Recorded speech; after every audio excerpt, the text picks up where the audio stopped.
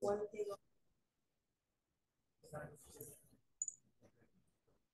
Ready for that? They were so long. So I need to press one.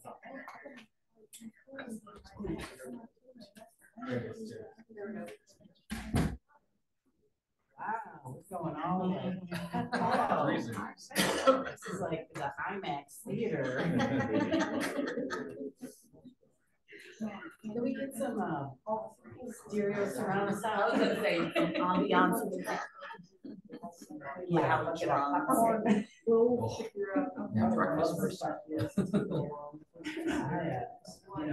Watching that. Yeah. Okay, cool. Yep.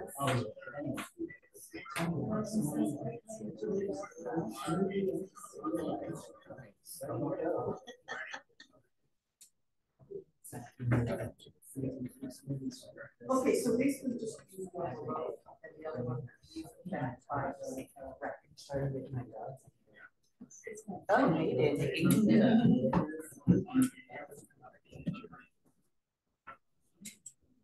I have heard about yes. You must see it now.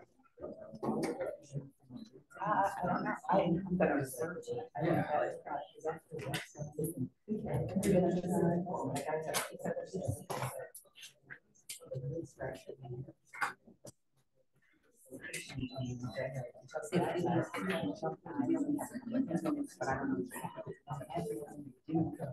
But yeah, it's just the way. Thank you for this. No, okay, talk later. Like it's, I mean, it's just it's not broken. I'm not sure if you asked this question. I don't know. So actually, I don't know. You just want or whatever you want. Yeah. Oh, okay.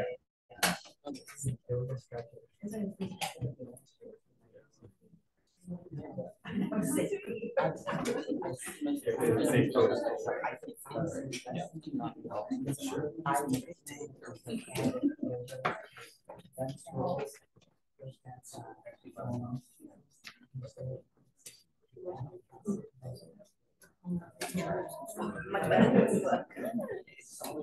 Yeah, I'm still.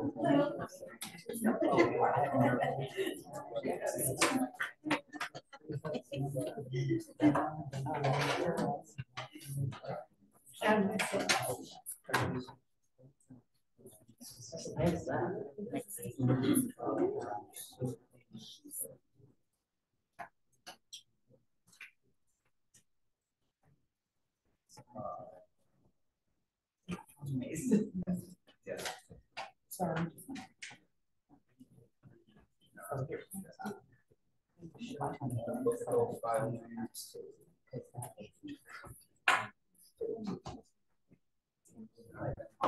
Yeah.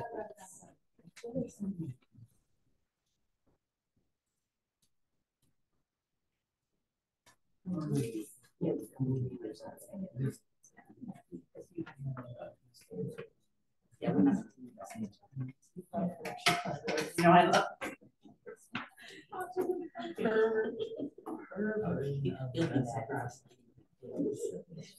that's great thing.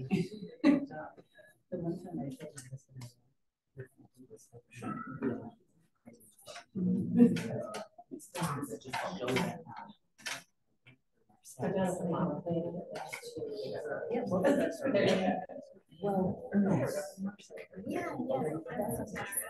I'll be this year. I'll come back later.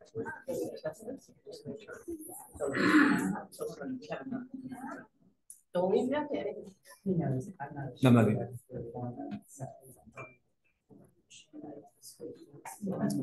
I wasn't thinking to do that much for that.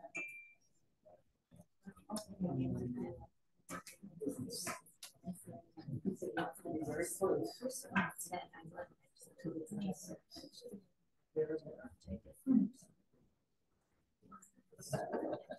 Can you do it from there? And just be not fancy.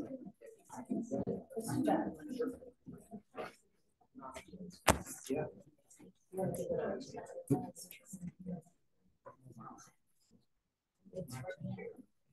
Okay, we're good. Sorry about that. You ready? Yeah. Yes.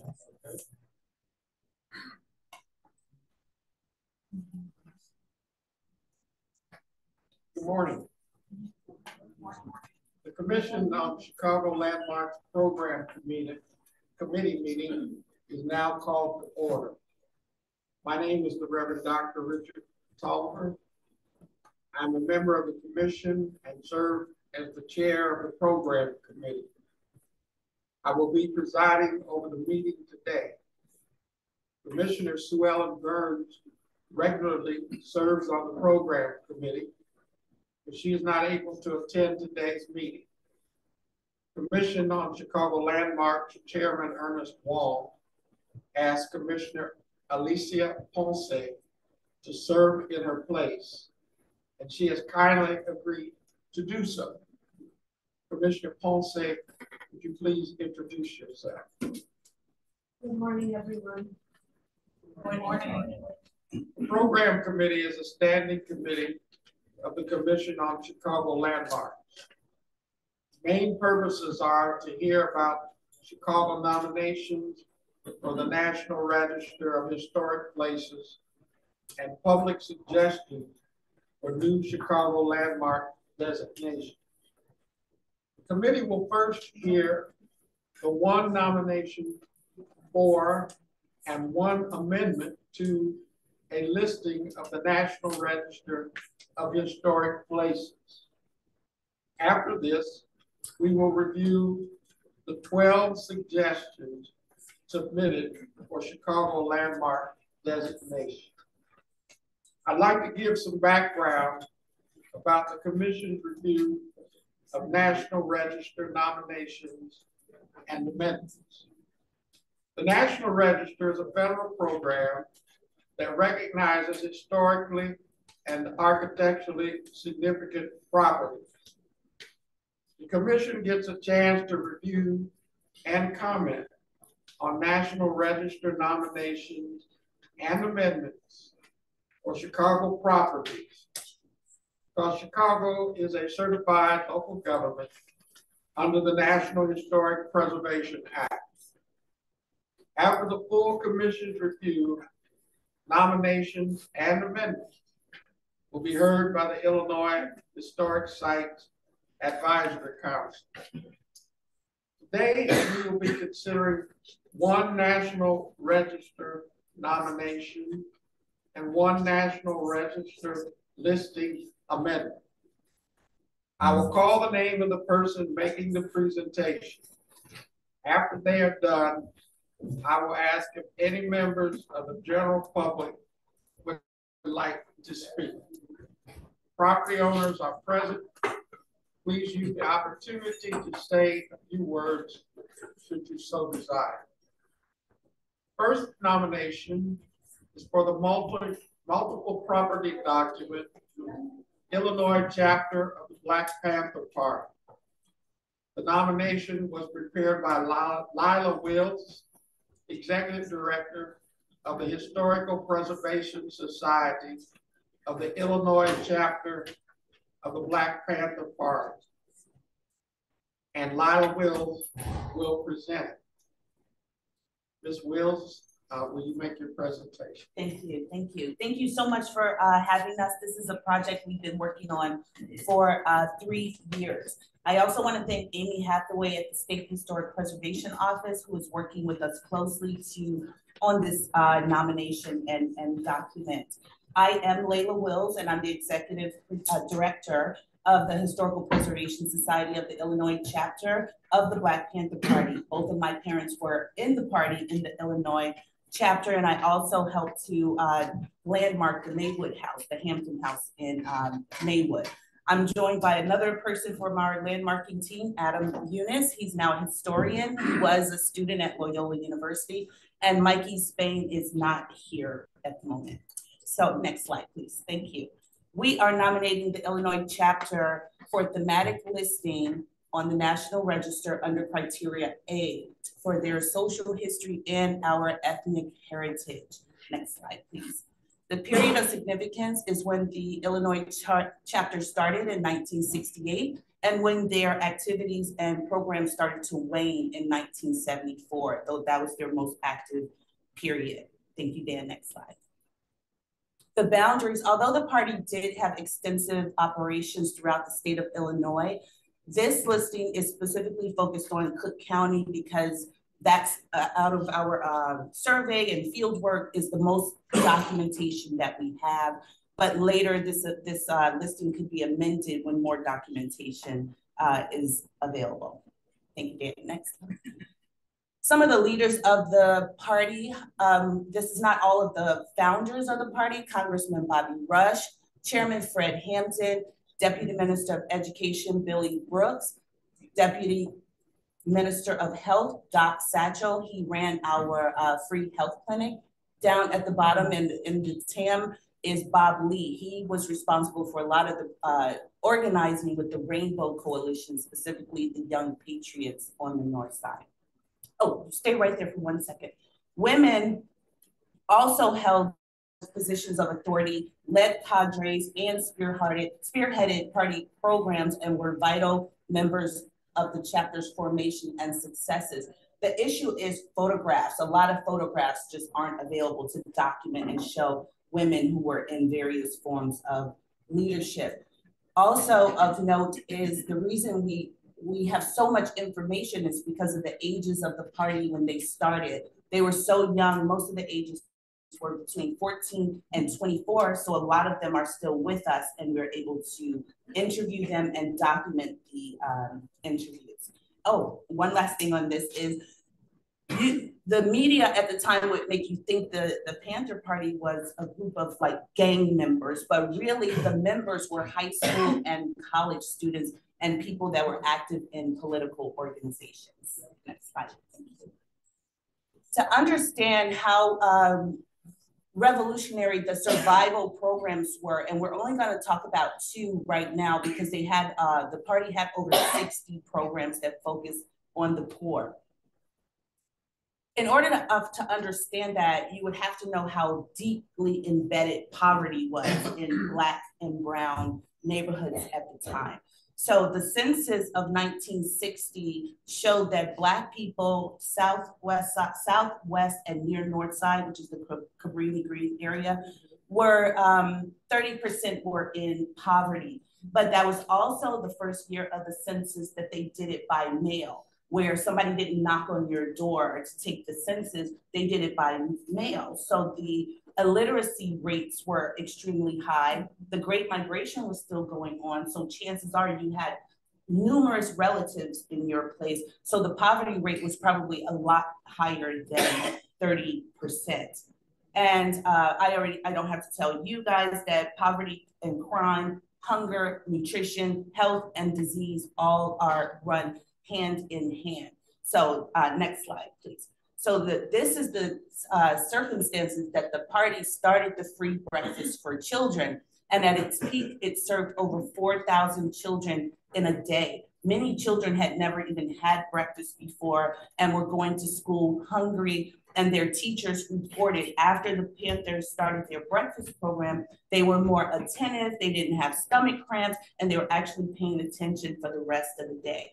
Another thing with the breakfast program is that the Panthers fashioned a breakfast, and they had a different breakfast every day of the week in case that child didn't have sufficient nutrition for the rest of the day. It was enough nutrition to at least hold them until the next breakfast. Thank you. Next slide, please. They had the Panther Party, the Illinois chapter had numerous locations throughout the state of Illinois. This is just a graphic to show you how extensive the program was just in Cook County. The first program started at the Better Boys Foundation, 1512 South Pulaski. Next slide. Another major thing where I always say the breakfast program, oh, this was the free food program for not just for children, but for the entire family, and it took place at different places throughout the city. Next slide. And the food program and healthcare are really the same thing. Like the free breakfast was really a medical situation.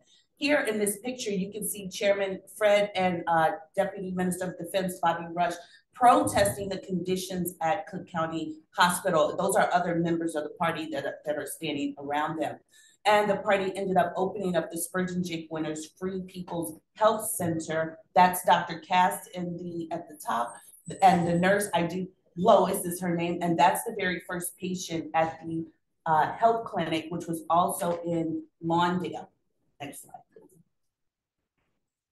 The clinic was open every day from 5 p.m. to 10 p.m. and patients were seen by regular doctors, gynecologists, obstetricians, pediatricians, optometrists, and dentists. Another important note as far as government legislation goes, they were the first to advocate for privacy in healthcare. Otherwise, your doctors would just blurt out all of your business right in front of the clinic. I'm going to go faster now because it's too many details. Another major initiative was the sickle cell anemia campaign, and what you see there are Panthers going into the school across the street from the medical center to test all the children at Penn Elementary. Today, that school's mascot is a Panther. I want you to look at those middle two pictures where the district is commander or whatever his title is reprimanding the nurse for allowing the media in. And if the media was not there, these are the opportunities of pictures that we would never see. Only shootouts is what we would see. Next slide, please.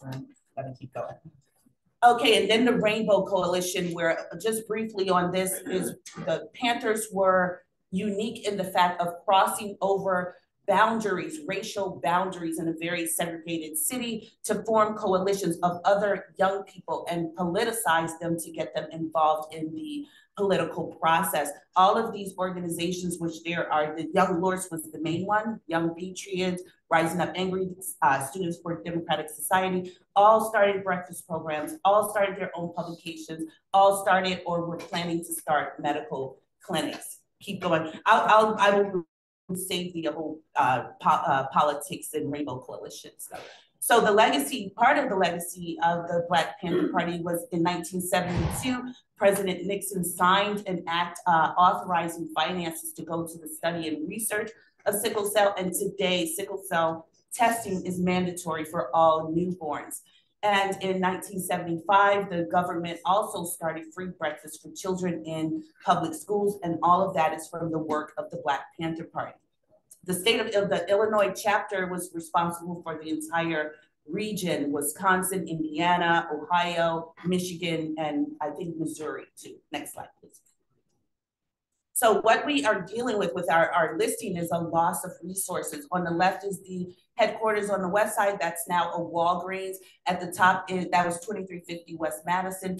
The top, 4233 South Indiana. Our south side office gone. It's all demolished. Down at the bottom is the medical center, is also an empty lot. Next slide.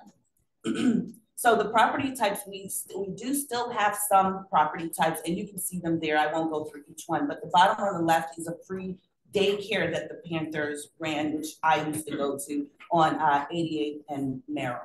Next slide, please. And that's it for the thematic listing. Thank you. If anybody has any questions. Thank you. Yeah. I will now call on Commissioner Ponce to ask if she has any questions. I don't have any questions. Only thank you for that presentation. Thank you. I now call members of the public if they have any brief comments. I just want to. When you speak, please identify yourself. Sir, Mary Lou Seda with Preservation Chicago. I just want to enthusiastically support this nomination and the great work Layla and others have done to put together. It's about being fun. Thank you. One more comment. I'm Sajida Wendy Muhammad with the Coalition of Black House Museums and the Honorable Elijah Muhammad House. We wholly support this effort. And one quick thing to add to the legacy, I'm a hospital developer, and it was the Panthers that popped private freestanding surgical centers and clinics outside of the general hospital so that underserved communities could access them. And if it weren't for that, we would always have to go to the hospital for every single need. So thank you to the party for that. I'd like to call on for a vote on whether to recommend listing on the National Register for the multiple property documents to the full commission. Before I go there, I just wanted to add a little bit that I feel very privileged to be here today. I have later in my life, I found out that Fred Hampton, I grew up in Argo Summit. And later in my life, I found out that he was born there. And those are the things that I sort of wish that I knew growing up, going to school there and everything. So this is a very special time for me to be here. I'm privileged again. And then I also found out that Mamie Till went to the same high school that I did. And I didn't find that out. She went to Argo High School, graduated with honors. And it was great to find that out later in my life, a little bit disturbed by that, but yet here we are. So I enthusiastically make a motion for. I'm seconded. All in favor? And Fred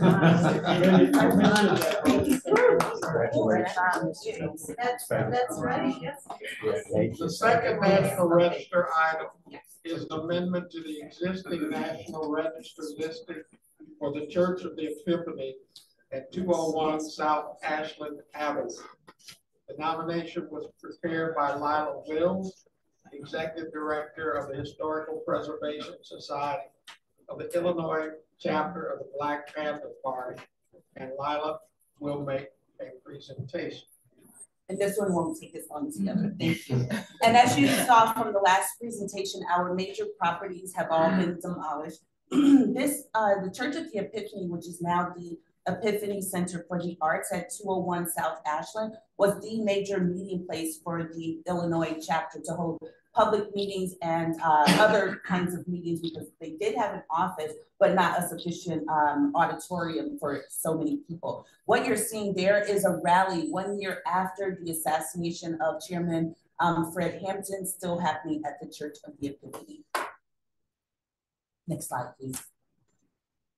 It fits our criteria on our multiple property document. That's a picture of the church as it looks a few years ago.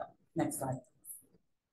So we also, for this, the church was nominated under beautiful architecture. If you've never been in there, you should really go over there. They have music and different events there. It's a stunning piece of architecture. So what we're doing is adding on to the period of significance to include the history of the Illinois chapter and their social history and our ethnic heritage. Next slide.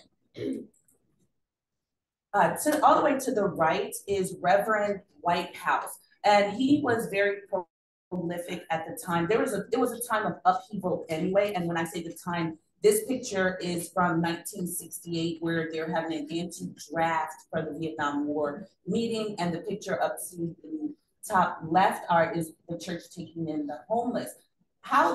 We've lost so many people who were members of the church. There is one person left. I'm trying to find out exactly how they came together with the party. Next slide, please.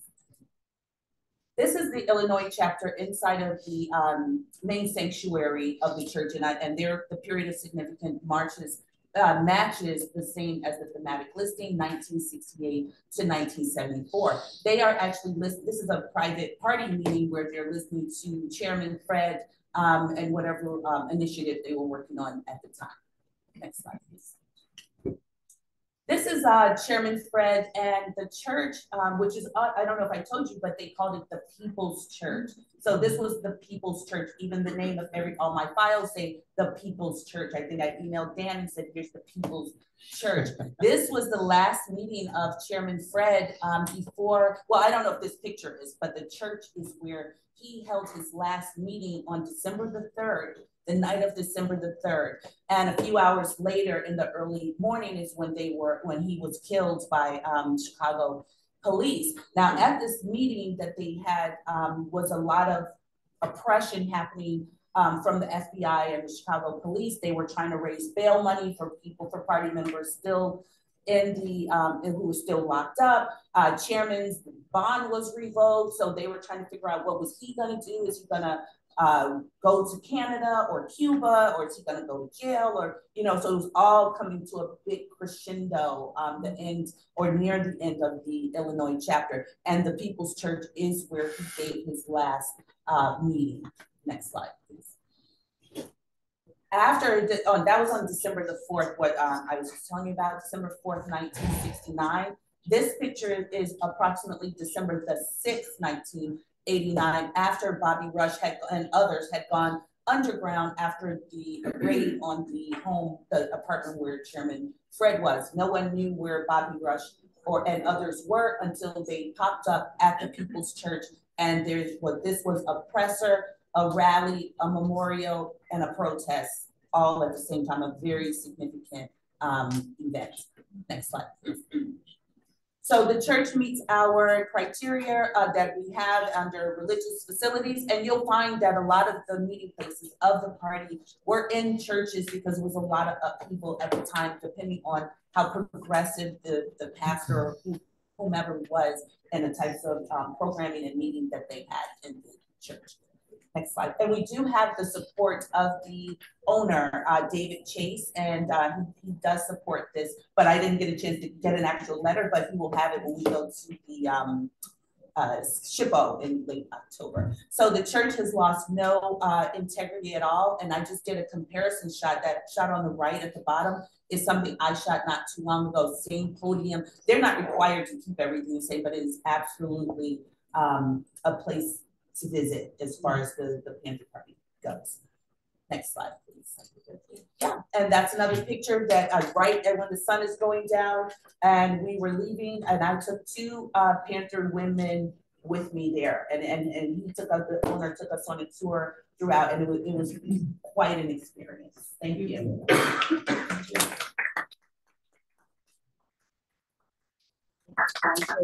Any questions or comments? Anyone from the public would like to make any comment? Yes. Yeah, I'd just like to emphasize that. Please state your name. My name is Adam Eunice. I'm here with Layla, and I'd just like to emphasize that the People's Church was not only used by the Black Panthers, but it was a place where young lords and other community other groups could find a place to come together, speak, thrash out ideas, and I think that took a lot of courage at the time, because there were not a lot of facilities would have taken these members. So I think that should also just be noted. Yes. Yes. Hi, Ward Miller, Executive Director of Preservation Chicago, and the Richard H. Treehouse Executive Director of Preservation Chicago. Just want to support this nomination in a big way. I worked on its restoration in the 1990s against all odds. And in the 1970s, it was threatened with demolition when I was at Whitney Young High School, a block away. And that's my beginnings there. And I want you to know that we were able to get this initially approved as a landmark, but then that was retracted. And I personally made sure that it was part of the Jackson Boulevard Extension Landmark District in the early 2000s. And we had the support of then Bishop Griswold of the Episcopal Diocese of Chicago. So very proud, worked with the Epiphany Restoration Association back in the 1990s when we were looking at the initial report. I just wanted to mention that the Fred Hampton history was still very controversial. And we couldn't talk about that in the landmarks report. We talked about the architecture of Burlington White House, the fact that this was the People's Church unofficially, and it was really a center for the near west side of Chicago. And some of the early members who I still keep in touch with from days gone by would say that so many buildings on the near west side were tagged, but because this was the People's Church, it was so honored. It was never tagged, and it remained completely intact. And we were helping to get the transition from church to Epiphany Center for the Arts, which even retains its name. So I just want to say this is such an amazing church, architecturally, historically, culturally, for the city of Chicago. And one day I'm hoping the Chases will even consider a designation of the interior, the Tiffany mosaics, the sandstone altar, in so many of the features that are important to this building, including its organ. Thank you so much. Thank you. I'm intimately familiar with the Church of the Epiphany. I'm the Episcopal minister. I've been in there many times. Father Whitehouse also founded Voice, and sometimes would go to I'm told, I don't know, I didn't know it, the airport or Union Station and handle baggage to get money to help keep the school open. We had merged the school with a Lutheran school on the west side, so it's not independent anymore. And Walter, you mentioned the organ, his son, Walter Whitehouse, still is a substitute organist for many of our churches. He's such a big so I know unfortunately, sir, I'm sorry, but he passed away, the Reverend, with the father, in 2014. So it's really important. The son passed? No, the dad. Yeah, I said his son was on. Yeah, no, I understand. I was just noting that it's really important to document as much history as we can. He was a wealth of information, you know. I'd like to call for a vote on whether to recommend adding the amendment to the listing of the National Register for the building to the full commission. Second, all in favor? Aye. It's the committee that commission that vote. Okay.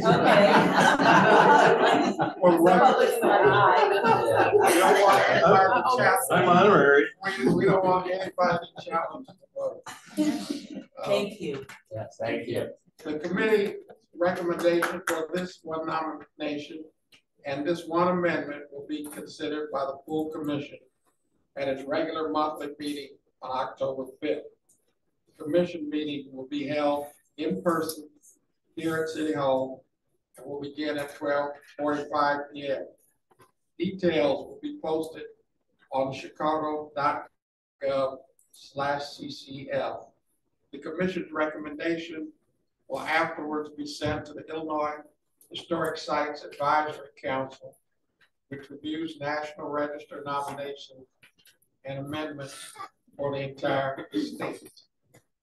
The program committee will now hear suggestions received by staff for new landmark designations since May 2023. I will announce each suggestion and call on the person who submitted it to identify themselves and the organization they represent, if any, and then make a brief statement regarding the suggestion. Please try to keep your comments and presentation, if any, to between 3 to 5 minutes. Please be aware that no decisions concerning Chicago landmark designation will be made at today's meeting. I will begin with Kingdom Baptist Church, which is at 301 North Central, and Leazette Herndon.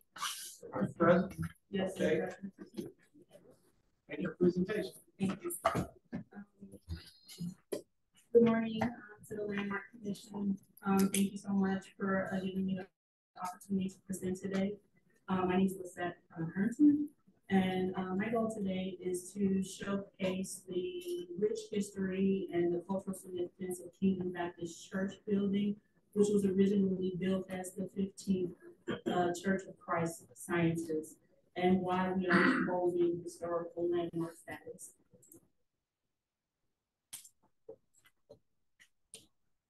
Just a brief overview. Kingdom Baptist Church was founded in 1972 by Reverend James A. Horton and has been a pillar to the Austin community for 51 years. They currently, at that particular time, they served as the spiritual home, and community support center, and the foundation of cultural heritage. Originally, the church was identified as the 15th Church of Christ Sciences. It was built between 1925 and 1931 during the Great Depression era by noteworthy architect Nelson Max Dunn.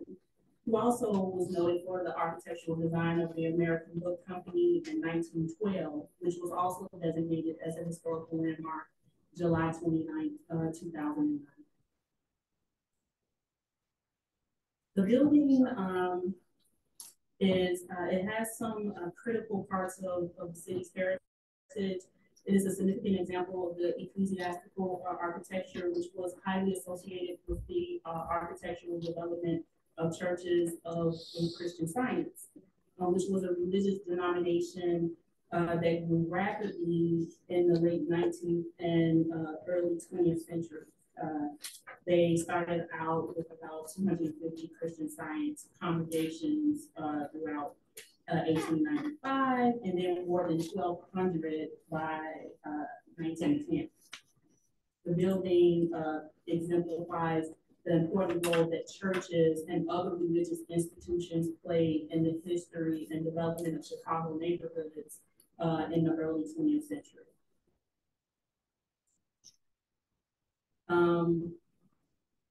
In terms of important architecture, as a classical revival style building inspired by ancient Greece and Rome, Kingdom Baptist Church is characterized by the symmetry, the columns, and their windows, among other things.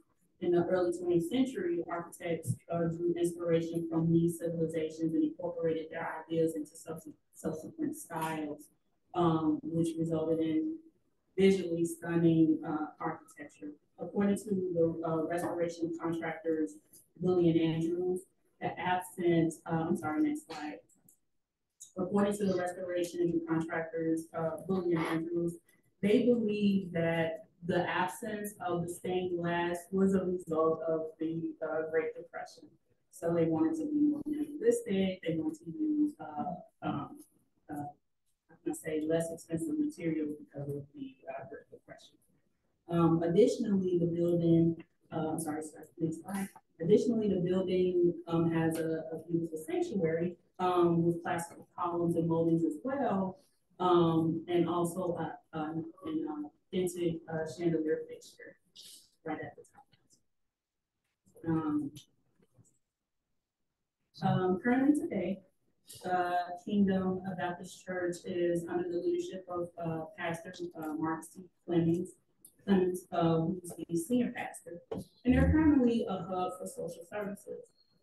They actually have future plans to implement a social enterprise model to increase the sustainability and social impact into the community as a result of what's happened during COVID. In conclusion, I believe that Kingdom Baptist Church is not just a building. I believe it's a sanctuary for history and culture and the community spirit. And I thank you for the permission to, for your attention and consideration in ensuring that Kingdom Baptist Church remains a symbol of the community. Thank you so much. Thank you.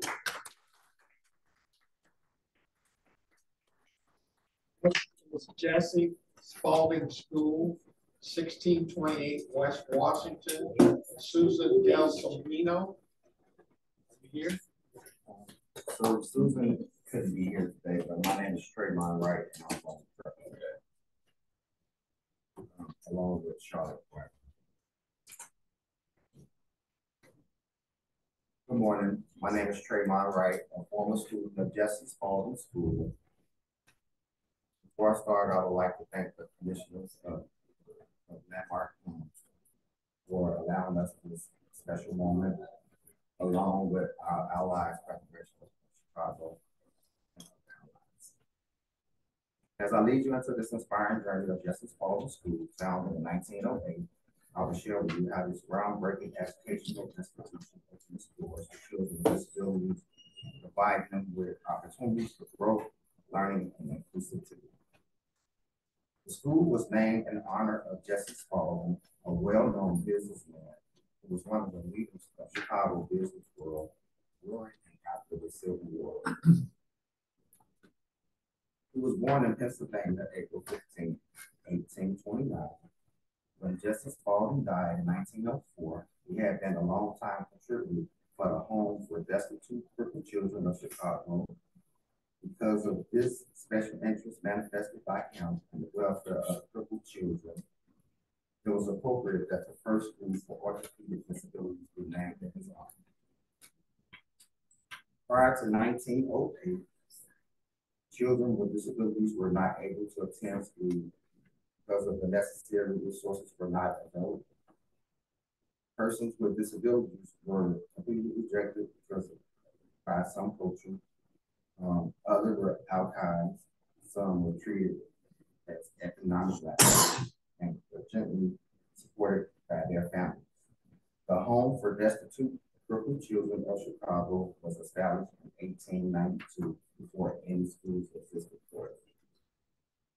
When Jesse Spalding School opened, it was like a breath of fresh air. It was unique. It was a one-story structure with an attic slightly elevated above street level. On the ground floor, it's 5 classrooms, an assembly hall. There was also a kitchen, a dining room, a restroom room with beds, and a nurse's room. The attic was approached by an incline from the industrial. As motorized vehicles were not yet the norm, the children was initially transported by back and forth in a horse-drawn school bus. Instead of simply accommodating the needs of children with disabilities, Spalding was specifically designed for these children, with that in mind. So the architecture, the way that these were sort of set up, the teaching facilities, hallways were sloped and wide for wheelchairs. Teachers and faculty were seamlessly with nurse staff, and administration and teaching in response to mobility-based developments. Upon graduation, students at Spalding are asked to make sure they continue to learn in their full life.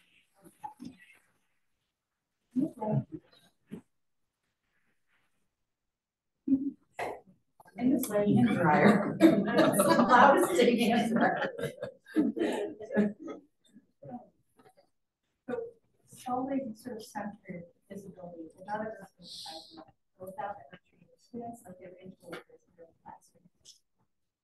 A Spalding student wasn't just somebody that was enrolled in special education. A Spalding student was somebody who ranked between top, played on sports, won national academic competition.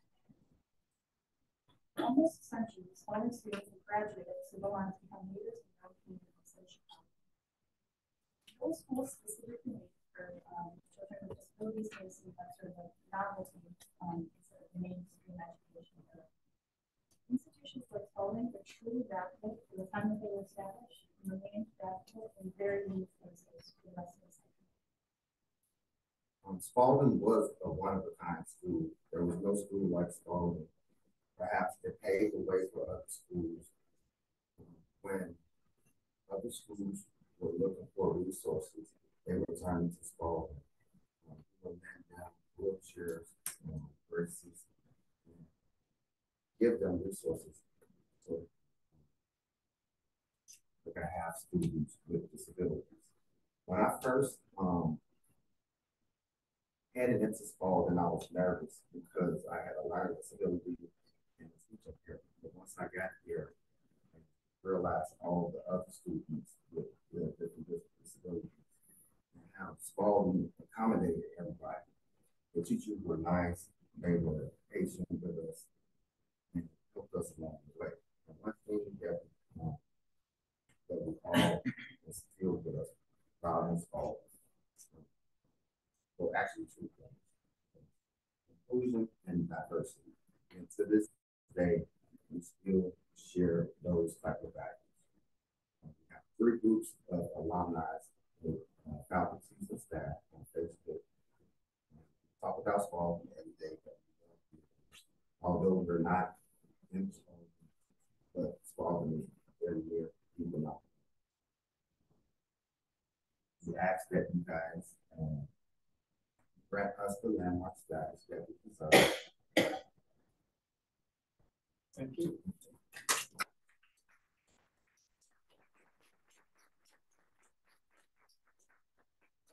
The Morning Star Baptist Church of Chicago located at 3993 South King Drive. Catherine Mitchell is the presenter. I don't think she is here tonight. She's out of town, unfortunately. But we'll just quickly go through her slides. She prepared this months ago.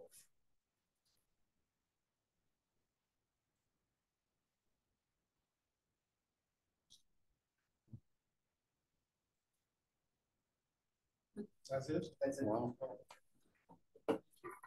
The Hedler Farmhouse at 5323 North Kedzie. Jill Summers is the presenter. Hi.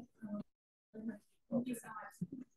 So my name is Jill Summers, and I am presenting this public suggestion on behalf of Settler family descendants at De La Ponte as well as myself. 5323 North Kedzie. So 1.5-story front gable Victorian farmhouse. The history which is intimately interwoven with the growth and development of the city of Chicago. So the house now sits on 3 city lots in between a parking lot and a bus depot. But it was once the cradle of the Hedler family farm, which was 8 acres of prairie purchased by German immigrant Carl August Charles Hedler and was connected to township no later than 1855. Based on the visual design details of the house, it was most likely used between 1880 and the turn of the century. While there has been, as you can see, a lot of alteration to the house, it still displays many of the characteristic features of the era. So the delicate corbels and the porch eaves, this really beautiful cross-gabled bay with its architectural support graphics. On the front facade, there are shadow lines that indicate the palladium window, which is covered now, and then board covers the same glass prints and facing the front porch as well. But you can see the original wooden siding in the bricks and the asphalt. Photos from the 2017 sale listing. So an interior with original trim and molding. Picture rail is beautiful wood cafe, past the walls, and then the building, dining room, as well as the picture rail visible in this period photo of William Hedler. Were truck farmers. North Park historian Dorothy Mann visited the house almost 100 years after it was built. Neighbors still remembered that they grew carrots and parsley. Van made notes, and those are the notes part there of the beautiful wine gardens that went for 100 feet on either side of the house. She noted the apple tree and the prairie flock still growing in front of her. The stretch of Kedzie between Foster and Peterson was originally known as Hedler Street. In 1877, a Jefferson update in the Inter-Ocean noted that village fathers were considering proposals to grave Hedler Street, and then the Jefferson trustee meeting minutes at the Illinois Regional Archives Depository also contain several references to Hedler Street between Foster and Peterson, and then it also appears in the 1886 Jefferson directory as Hedler Road. In 1907, the Hedler's name was in perfect position to contribute to the Chicago sanitation district's construction of the new North Side Channel. So photos from the Hedler family archives showed us a wonderful scene from opening day along the channel in their house. In total, the Hedler family contributed close to 24 acres for this effort. Albert Hedler, who raised his family in the house, as well as his father and his grandfather had worked for the Chicago Board of Education for close to 40 years. And he started with the Chicago Parental School, which is a short walk from his house in its inaugural year in 1902. He was the parental school's first fire. After World War II, the area behind the Hedler house was used by the Chicago Housing Authority as temporary housing for returning veterans and their families. Next slide. In 1948, the Chicago Transit Authority constructed the bus terminal maintenance garage, which you can see from the house. Albert Hedler was called upon to sell more of the Hedler land to the city, this time to the CTA. The 16-acre service garage now stands just behind the house with the parking lot directly adjacent. In 1977, after nearly 125 years, the Hedler family let go of their final 3 acres, and the farmhouse was sold to the siblings, Kenneth and Albert Teague, and then in 2017, the CTA purchased, and in 2018, it stopped its development of the house. The Hedler farmhouse is in dire need of protection. It's surrounded still by this small bit of the prairie. It's holding space and an urban landscape for a community of immigrants who brought their family to Chicago to start new lives. And Hedler's not a name that everyone knows, but there once in development, they were a family who made concrete contributions Chicago, and then to have this really extraordinary experience of being able to watch the city transform, you know, literally outside the windows of this house. Thank you very much. Thank you. Next is Avalon Park Community Church, 8100 South Dante, Karen Edgeworth.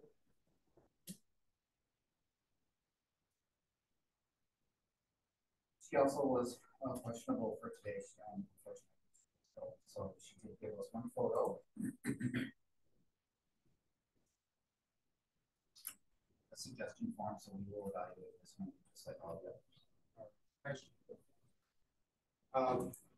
Our Lady of Victory Church, 5212 West Agatite, Susanna Ernst. I'm here. All right. Thank you, Reverend Tolliver and commissioners today for this opportunity. I will say that because I need to be brief, I am scripted, so I apologize for that. Our Lady of Victory Roman Catholic Church is being suggested for Chicago landmark by the Northwest Chicago Historical Society and a group of former parishioners. The parish of Our Lady of Victory was established in 1906 as the first Catholic church on the far northwest side. After the establishment of Our Lady of Victory, Catholics continued to come to the area in droves, as now they have a place to go.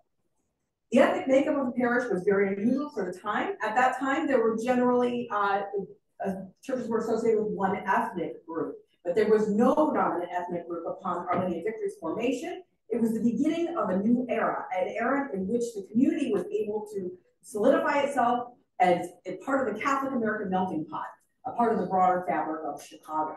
Next slide, please, Dan.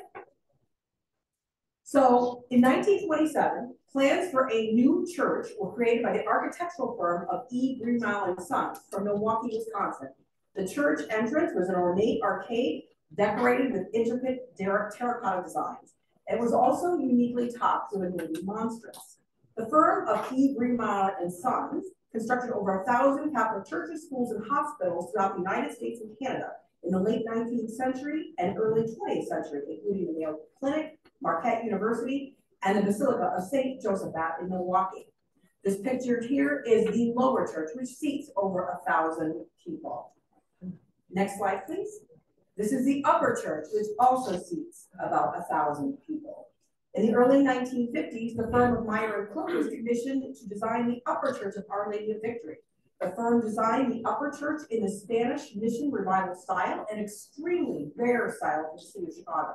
The outside of the church is adorned with an asymmetric steeple on the east side, emulating the famous missions of California. In particular, the architecture replicates that of the mission San Luis Rey de Francia in San Luis Rey, California.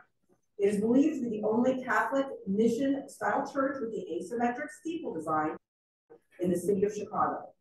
Once the upper church was completed, the steeple was a beloved landmark for the community, larger than any building around, towering over the surrounding blocks for up to a half mile. This is sitting in a neighborhood. The firm of Meyer and Cook designed elegant and unique buildings throughout the Chicago area, including the beautiful Laramie State Bank building and the sensational Queen of All Saints Basilica in Saguenay. Next slide, please. So our mission today was to show how this church meets multiple criteria to be considered as a Chicago landmark. It's a value as an example of cultural, social, and historic heritage in the city of Chicago, spawning the enormous growth of the far northwest side and the first Catholic church in the area. Second, it exemplifies an architectural style that is rare and unique in Chicago and is of the highest quality, and it is in excellent condition. It's the Spanish Mission style. Thirdly, it identifies multiple architects and engineers whose individual work was significant in the development of Chicago. Both Meyer and Sons, as well as Meyer and Cook, and Quare and Cook being the engineer. Fourth, it represents the theme of Catholicism in Chicago and the Northwest Side in a new era of an ethnic melting pot with a complex of buildings and outdoor spaces contributing to that theme. And last, its uniquely distinct physical appearance as it's located on a side street in a residential district. And of course, 2 layers of churches, 1,000 on top, 1,000 on the bottom. So, next slide, please. The Archdiocese of Chicago issued a decree for the consecration of this church in May of this year. While former parishioners have appealed this to the Vatican, the church is no longer a place of worship. On the northwest side, the far northwest side, our historic landmarks, many of them, we've been decimated there, and it's building to the highest integrity. So as it's integral to the legacy of the northwest side, we respectfully ask the Landmarks Commission to consider this suggestion for Chicago.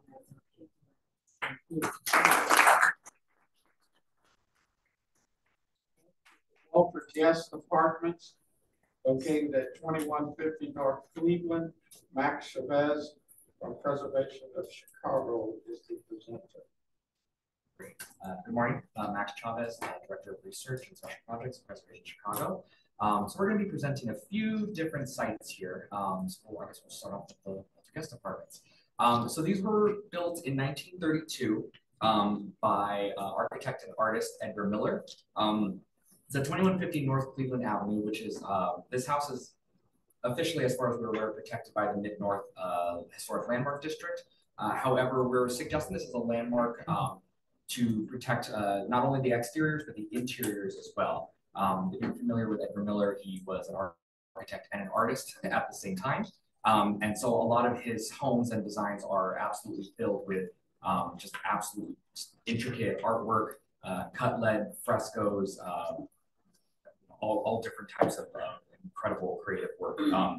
So this is the exterior of the house. It's sort of an Art Deco, it's Art Moderne, sort of fusion house, I guess you could call it. It was actually a renovation of a Victorian era home from 1885. And in 1932, Miller was commissioned by the owner, Walter Guest, who was a fan of Miller's sort of creative reuse of existing structures. It was sort of Miller's MO during this period. And so Guest was intrigued by this and wanted to bring Miller on for a renovation of a similar sort. The house was carried out, the work of the house was carried out with the help of many of Miller's frequent collaborators. These included Mexican-born artist Jesus Torres, Miller's brother Frank, and his sister Hester Miller Murray. Saul Kogan, who was a frequent collaborator with Miller, did not work on this project, however. I think it's important to note that the home, the interiors are incredibly well preserved. The integrity is unbelievable. The house really, I think, is not an exaggeration to say, it functions as a sort of Miller museum. Everything is just in incredible shape on the inside.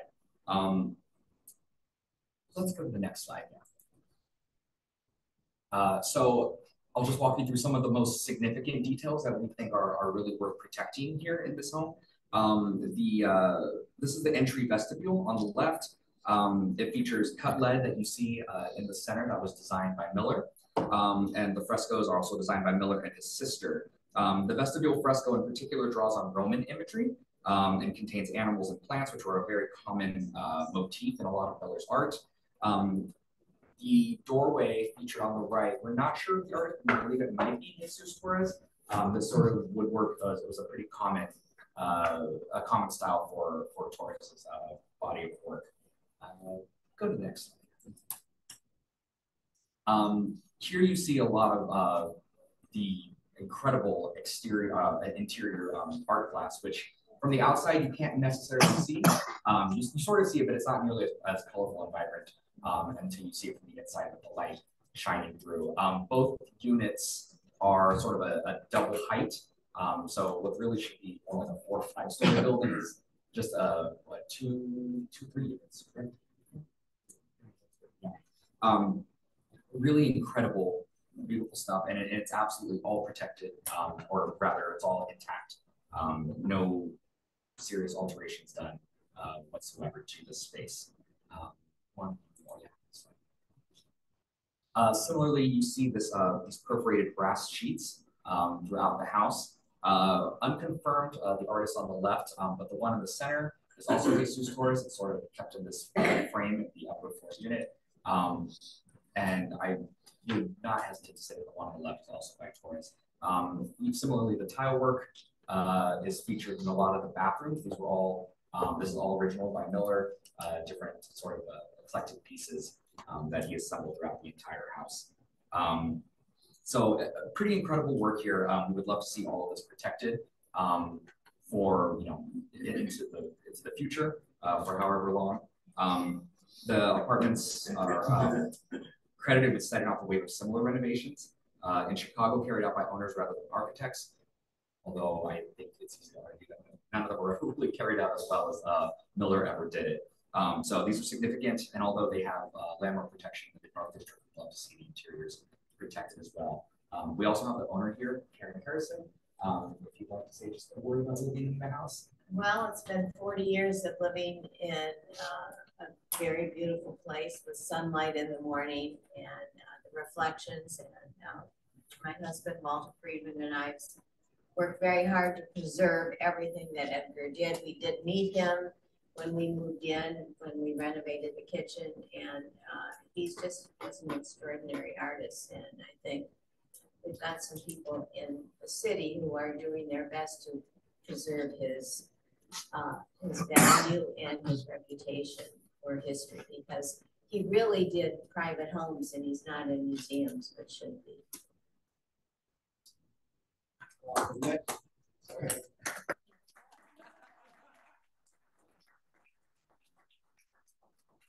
Next is Panorama Theater at 5108 South Prairie Avenue, Max Chavez Preservation, Chicago.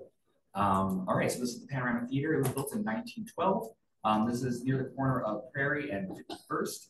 The architects of the structure are Grossman and Proskauer, or just officially A. Grossman, that is who the permit is credited to. So when it was first built in 1912, it was a two-story theater with office spaces. It was originally designed as a silent movie theater, as you can imagine, 1912. They hadn't made films with sound yet. So it was a vaudeville theater and a silent movie theater at the same time, which is a pretty common combination for the era. It was designed by, well, the architects A. Proskauer and the Grossman and Proskauer. They were responsible for a number of theaters around the city of Chicago during this era. This includes the Kimbark Theater at 6240 South Kimbark, which is now demolished, the Lakeshore Theater at 3175 North Broadway, and the Lasker Building at 4729 North Lee. This theater, however, is the earliest design by the duo. It was also a development by G.H. Gottschalk, which was a company established by Milwaukee-born Gustav H. Gottschalk in 1912. This was Gottschalk's first design as well as a solo endeavor. He ended up going on to become a pretty well-known and in-demand developer of large-scale apartment hotels, including the Parkway, the Belden Stratford, and the Shoreland Hotel, which is a official Chicago landmark. So the Panorama Theater opened as a theater vaudeville house. It was quite popular when it first opened. However, I think even more interestingly enough, it served as a meeting place for about up until 1919, as a meeting place for the Sixth Ward's Women's Party, rather. And the Women's Party, the Sixth Ward Women's Party specifically, is they were a suffragist organization. The group had a lot of chapters in Chicago, and it was all connected to their respective wards. Women in Illinois were given the right to vote for president and local officials in 1913, but they still weren't allowed to vote in state or federal elections at the time until 1919. So in this building, they were still fighting for those additional rights. Charlotte Rodas, in particular, she spoke at the Panorama Theater very often. She was president of the Women's Party of Cook County. She was one of the public faces in Chicago of the suffrage movement. She was an advocate for increased access to sex education, as well as the improvement in voting conditions at polling booths. She often spoke at the theater about these issues and made the news quite a lot, as she often employed controversial tactics to protest for voting rights, such as notably she led a barrage of phone calls by suffragists to the office of the Speaker of the Illinois State House of Representatives, demanding a vote on the suffrage bill. And after 48 hours of nonstop calls, they were successful in getting that bill brought to a vote. By 1919, the theater was actually converted into a factory by architect Scott C. Dwyer. By 1925, the theater was a factory for the E. Lawrence and Company. Their most prominent product in the 1910s and 20s was Gets It, which was a corn removal equipment. So you could have purchased that here, I suppose. And then in the 1930s, the building was a furniture store, and then by the late 1930s, early 1940s, the Panorama Theater had become the Great Lakes Elks Lodge, number 43, for a local chapter of the Improved Benevolent Protective Order of the Elks of the World, which is a historically Black Elks chapter formed in reaction to the fact that Black men could not get membership in the Benevolent Protective Order of the Elks. And it has been under their ownership since the late 1930s, so I think we're coming up on about 90 years of their ownership, and ever since they have been a community space hub for men in the organization. There is a sister organization that is attached to it as well. And also music. If you go through newspapers from the time, there's so many events that are playing here. So there's also an entertainment venue sort of keeping true to we were supposed to have ownership here, but I don't think anybody here? No. Okay, so unfortunately, the Elks Lodge is not here to speak on this as well, but the building has also retained an incredible amount of integrity. All of its terracotta is in place. It's sort of a mix of, once you get up really close, it's like a prairie meets Art Nouveau sort of combination, which makes sense for about 1912. The interiors as well still have some of the original molding in the auditorium spaces. So it's a really fascinating space with a long layered history. Thank you.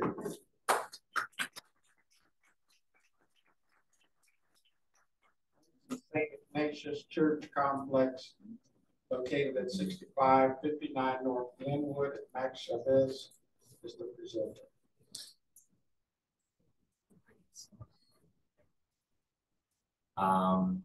Okay, so this is the St. Ignatius Church Complex in Rogers Park. We have it's a few buildings, but the main church is going to be at 6559 North Glenwood. Do we have any of the photos? Sorry, that's okay. So the church in particular is the sort of main focus of the campus. This is by Henry Schlacks, who I'm sure we're all quite familiar with right now, as he is the architect of St. Albert in Pilsen, which is going through the landmarks process. So the church was built in 1917. It's, I think, inarguably one of his finest works, both interior and exterior. The church was modeled after the Church of the Jesuit in Rome, which itself has been noted as a source of inspiration for centuries of Jesuit architecture. I feel like the picture speaks for itself, but it's a really wonderful space, especially in the interior. The artwork there is unbelievable and in incredible shape. There's a few things that I want to point out about the art. On either side of the altar, there's works by Charles Besser and Chambers. The most notable of these works on either side of the altar is the Light of the World and Saint Joseph, which is on the right-hand side of the altar. The face of infant Christ in this painting sort of became a print during this era, and it became the most popular print of religious artwork during this time, and it's all this is the home of that piece. Chambers is also responsible for the painted Stations of the Cross, which are found on the church's walls, and the stained glass windows were produced by the Emil Frey Art Glass Company in St. Louis. And the oil paintings that you can kind of see on the ceilings, sort of along the cornice there, these were by Chicago artist Augustine Paul. Not only an incredible church space that has served the community for many, many decades, but also an incredible collection of religious art as well that's in pretty much perfect shape on the inside. Next slide. A few more pictures just to point out again the art glass and the back at the entrance to the church here, since we've sort of near the altar. Obviously, Schlacks is an incredible, probably great Chicago church architect, and I feel confident saying that this is one of his undeniable masterpieces. So we're very lucky to still have this standing, and I'd certainly like to see it remote. Next up into the complex is the St. Ignatius Church, the St. Ignatius Auditorium. This was designed by Reborian Wentworth, another very prominent architecture firm from this era, specializing specifically in modern architecture. the entrance, as you can see, is really quite something. And the rest of the auditorium is pretty impressive as well. Pretty incredible for just a school auditorium. I think it's an undeniable space. It was an expansion of an existing theater that was already there. In 1931, it was expanded into its current form. There's an additional floor that features the gymnasium that's above this. And it was home for a while to the Loyola Community Theater after its completion. It was called the largest auditorium of all the little theater groups in Chicago. And it had a seating capacity of over 1,000 people. So certainly one of its finest works, I think. Not pictured is also the convent and the attached school. The convent is by the architects Quinn and Christensen, completed in 1939, and the school in 1921 was architect Paul T. Highland. So we'd like to see all of these protected.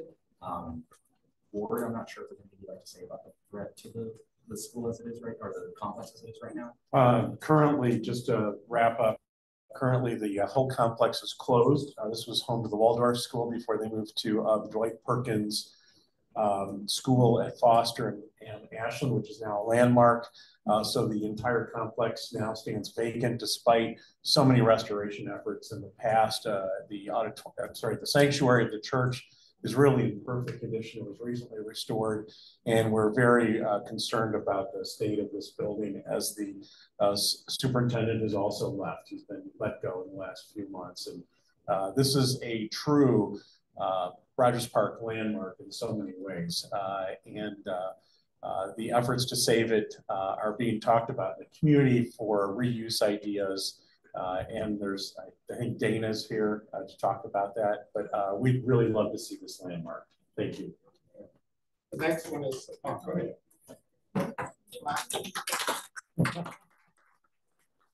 Next one is St. Bonaventure Rectory and School at 6141 West University, Max Chavez.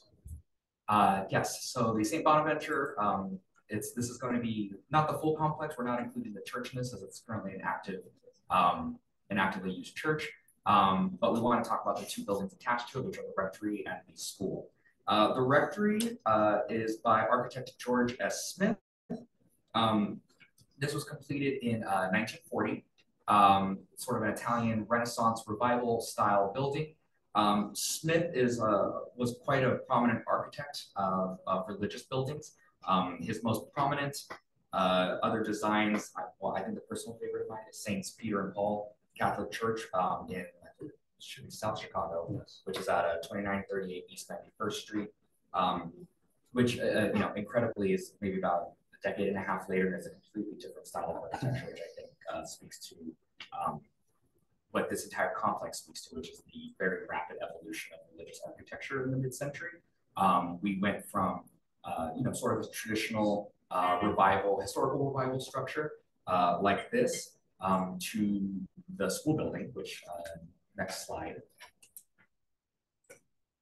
was completed just 14 years after. And this is by Belly and Belly, which is certainly one of the most prominent religious architects in the city of Chicago during this era. So I think the two buildings speak to each other in a way, sort of as examples of how quickly religious architecture is changing in the United States during this era. We went from a more historically revivalist kind of callback to very forward-thinking, almost futuristic in certain ways. The school in particular is pretty incredible. It's in very good shape. When it first opened, there was an entire Chicago Tribune write-up dedicated to how modern it was. I'll just read a quick excerpt from it. It says, the three-story structure is a contemporary design. The western wall, which I'll show in a second, of the building is of glass brick interlaced with a brick design. The purpose of this is to minimize noise from heavy truck traffic. Corridors are wider at the ends and narrower by 7 feet in the middle in order to channel traffic to stairwells, which if you look at the building from above, it does sort of have a slight hourglass, which is pretty unconventional, I think, for its time and even after. Yeah, so this is the other wall of the building facing out towards Paulina, and it's this really sort of graphic, geometric mix of different colored bricks, glass blocks. I can only imagine what the interiors must look like with the light filter through those glass blocks. Really wonderful. Belly and Belly are extremely well-known architects of their own right. Some of their most well-known buildings are probably St. Joseph's Hospital on Lakeshore Drive, St. John Bosco Church at 2301 North Vicar, and then just recently, their Belly and Belly's secular design, the Miracle House, was just given landmark status. So very, very important mid-century Chicago architects, especially within the religious realm. And so we would love to see these two buildings landmarked as well. Again, Lord, I don't know if you want to speak to the current situation of these. Just really quickly, the rectory building is both of these sites are owned by the Archdiocese. The rectory building is orange rated. This was too young to be rated in the Chicago Historic Resources Survey. Both are to be sold by the Archdiocese, and they want to clear the land and sell it to a developer. And unfortunately, there's a lot of area around these buildings which could complement a new development. And of course, we feel that these two buildings could also be reused for housing, residential, whatever that program would be. But two really fine buildings threatened with demolition on Diversity Avenue. Thank you. Next is Chicago River Bridge houses, and it says address various. And that's me. Thank you so much, commissioners. My name is Ward Miller, and the Richard H. Treehouse Executive Director of Preservation Chicago. What Preservation Chicago is asking for your consideration today are 25 iconic bridges and bridge tender houses along the Chicago River in the central area of downtown, extending from DuSable Lakeshore Drive, or also known as the FDR, Franklin Delano Roosevelt Bridge at the far east, to include all those down to Wolf Point, the historic beginnings of the town of Chicago and the city of Chicago, and going southward to Roosevelt Road, catching all of those bridges on the south branch of the Chicago River in the central area, and then extending north to Chicago Avenue on the north branch of the Chicago River. And that bridge, unfortunately, has been demolished, but the bridge house still remains, and it stands next to the landmark Montgomery Ward Warehouse building. We've also seen a proposal for the Lake Street Bridge to be demolished. This is, of course, very near the original site of the town of Chicago. We'd like to see these bridge houses and bridges preserved. And if they need to be rebuilt, to be rebuilt in a sensitive way that would respect and honor the potential and future, hopefully, landmark designation of these iconic structures. And what you're seeing here is this, at the far left, the LaSalle Street Bridge, the Wabash Bridge, and the State Street Bridge. And, you know, Chicago, next slide.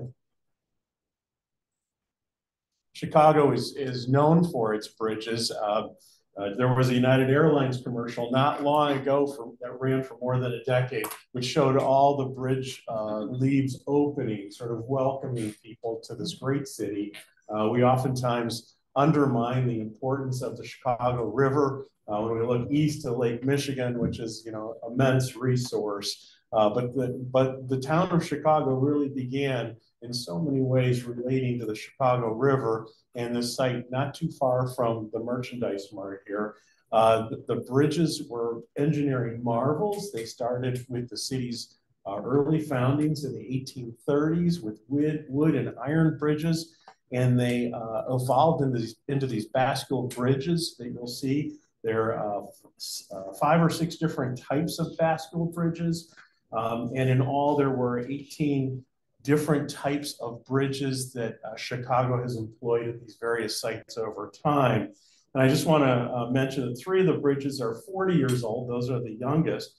12 are in the range of 62 to 100 years old in this area that we're proposing of 25 bridges. And 10 of them are over 100 years old, ranging from 101 to 114 years old. As I said, there were 18 types of bridges. 7 types remain. And, you know, the most prominent, as I mentioned, are the Chicago type bascule bridges in their various generations. Next slide. Or is that all? Can we go back one slide really quick? But I wanted to also mention that while the bridges appear to be in good shape with you know, regular painting, the bridge houses are in somewhat questionable, let's say fair condition, as you can see here, needing a lot of maintenance. They've really been, if you will, neglected, or shall we say, maintenance has been deferred. And these are really sort of symbols. As you come into the central area, into the loop, they sort of create a gateway. Whether you're at Michigan Avenue and that group of bridges is landmark, or that bridge is landmarked, or whether you're coming down with Sal Clark, Wabash, or any of the West Loop bridges, it signals that entry, that prominent entry into the financial district, into the retail district, and it really marks a dynamic concept of Chicago. And of course, this all goes back to the Chicago Beautiful movement.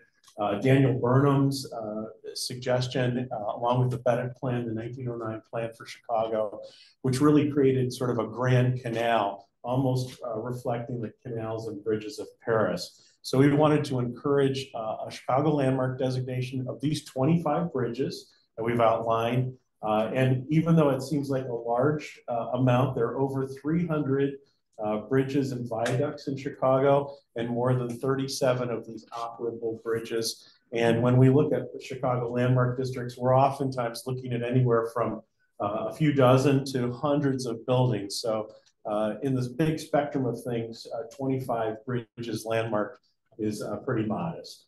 Thank you so much.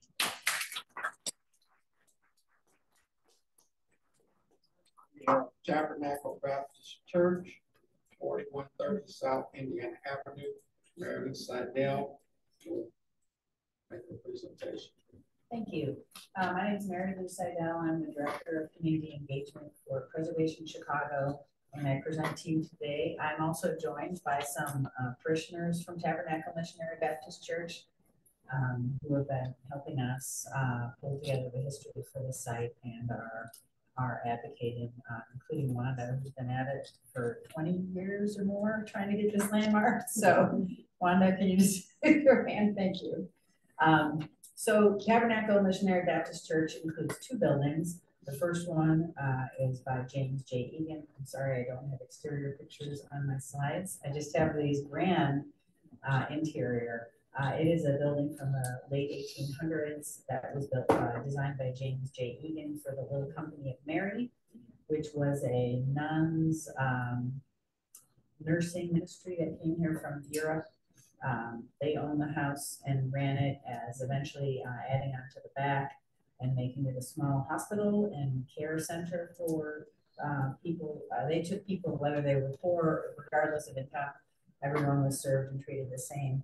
No priority was given to people with money. It was a very great service to the community. When they started building their new hospital at 95th and Western, which still stands in Evergreen Park, they eventually sold this property to the Reverend Dr. Lewis Rawls, who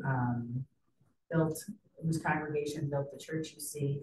The interior of that was started in 1944 and finished in 49 during World War II.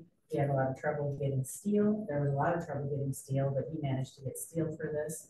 He also hired a really renowned contractor, African-American contractor, Matthew Goodman. And he had, I always have to look up his name, sorry.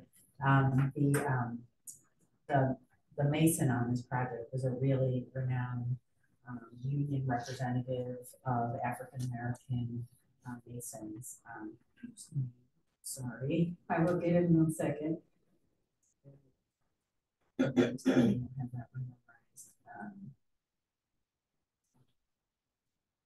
Sorry, J. Edward Hodges. Sorry, I just wanted to get that out. Reverend Rawls was an incredibly brilliant, progressive Baptist minister in Chicago. He was involved with the Carnival of Champions. Is that what it was called? It was a Carnival of Champions. It was a boxing fundraiser to fund young students going away to college. It was they called it their Milk Fund. It's uncertain whether the Milk Fund is one of the earliest predecessors to the United Negro College Fund, because Reverend Lewis Rawls eventually became very involved with the United Negro College Fund, including having his adopted son, R&B singer Lou Rawls, hosting their stars. I forget what it was called. I used to watch it. Yeah, Parade of Stars. Thank you. Sorry, my brain is not here today. The Parade of Stars.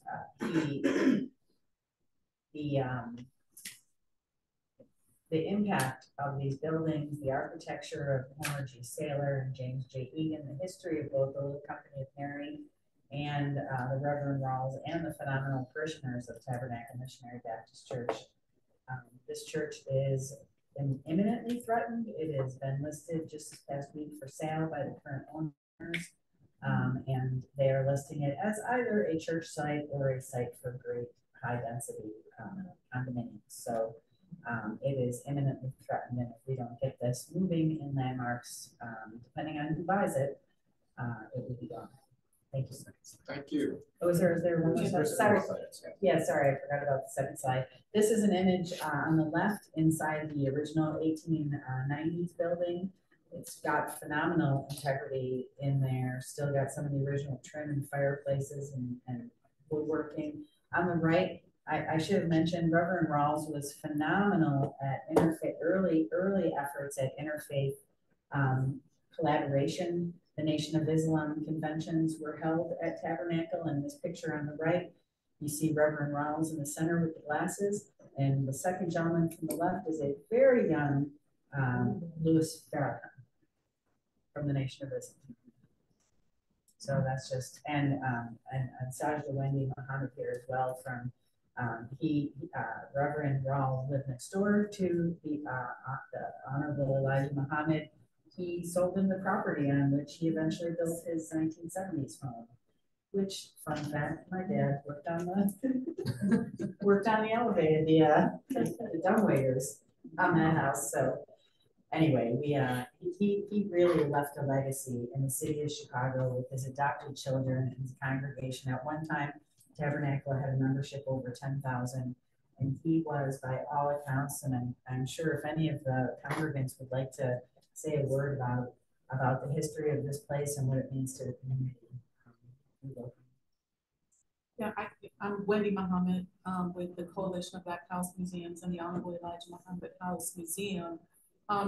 Reverend Rawls in this church was really representative of the unity, interfaith unity that existed very strongly in Chicago, but it was very underground because there's this impression that we as a community during the civil rights era was very siloed, when in fact, there were lots of interfaith meetings happening and lots of community work, collaborative community work efforts, including with the Panthers, with Layla's group that was just here, to really help to advance African Americans, not only in the city of Chicago, but in the country as well. So this church is just chock full with history, not only with what Mary Lou mentioned. If we just talk about music alone and we talk about the Impressions and Curtis Mayfield and of course Lou Rawls himself and Jerry Butler and some of the other many famous people that were here, it would just be a shame to see this church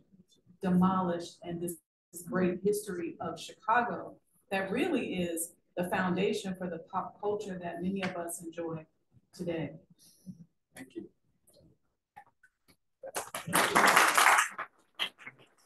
I just mentioned that this was by Homer Saylor, who was one of Louis Sullivan's last employees at the Adler and Sullivan firm.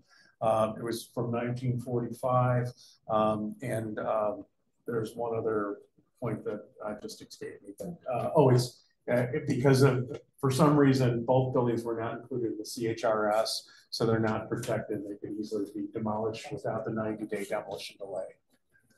Thank you for all of your suggestions and for taking the time to share your thoughts and information with us.